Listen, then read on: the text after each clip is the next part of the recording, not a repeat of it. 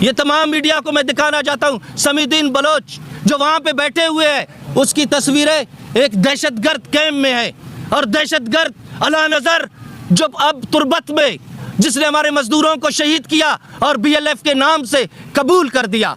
मैं chief justice साहब से कहना चाहता हूँ कि आप बालाच के लिए अगर जुडिशल कमीशन आपने बनाया है, हमें कबूल है। आप तुर्बत के उन मजदूरों के लिए भी जुडिशल कमीशन बनाए जिनको शहीद किया गया और BLF ने मान लिया, आप उनके लिए भी जुडिशल कमीशन बनाए। मेरे भाइयों, जैसे आप लोगों को मालूम है, इंडिया खासकर बलूचिस्तान में ये जो इंसर्जेंसी है और इसके ताने बाने इंडिया और रा से मिलते हैं। उसकी मौजूदा मिसाल इमाम शंबे से आप पूछ ले, और अब कुछ दिन पहले सरफराज बंगुलजई ने सरेंडर किया था। उसने कहा था कि फी बंदे को मारने के लिए हमें रा पैसे देता है, हमें पेमेंट करता है।